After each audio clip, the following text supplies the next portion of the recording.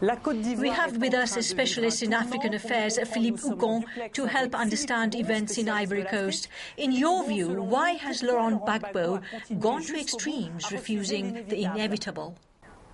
It's because he's a fighter who, I believe, thinks that he won the elections. He wants to appear as the defender of a second independence. He's a go-all-the-way person. He's been a resistance fighter all his life. He was put in prison during the time of Houphouët-Boigny, and he's not letting go. Now, evidently, the tables of force have turned against him. What image of Laurent Gbagbo will Ivory Coast keep? Laurent Gbagbo played an important historic role. He was extremely courageous in his fight against Houphouët-Boigny. He fought against apartheid, which will have won him friends in South Africa and Angola. In this sense, he will remain a figure of opposition. However, his presidency has not been qualified a great success. Elections were delayed for 5 years, and in the end, he did not accept the verdict of the ballot box, and so his image has certainly been tarnished. Will Ouattara be providential for Ivory Coast, as many people would like to think? Frankly, are we sure that he will be better for his country than Gbagbo? He will have to show what he is capable of as head of state. He's a good technocrat. He was a deputy director of the International Monetary Fund.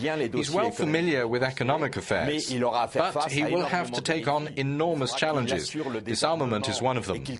He will also have to build a government of national unity, restore confidence, and a collective will to live among Ivorians.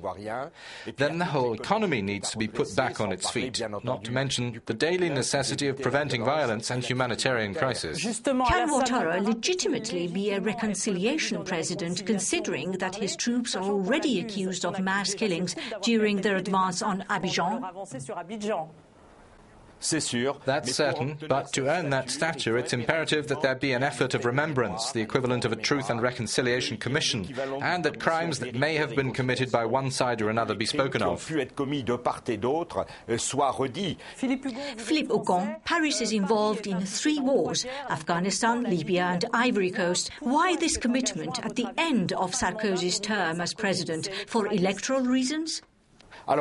It is true that a warrior stance, that of military commander-in-chief, can have a positive effect on public opinion. I don't believe that is the main motivation. I believe that Nicolas Sarkozy wanted to partly disengage from Africa, to normalize France-Africa relations, France-Afrique some people have called it, and finds himself facing the classical dilemma. Must there be indifference or interference? History will decide whether he was right or wrong.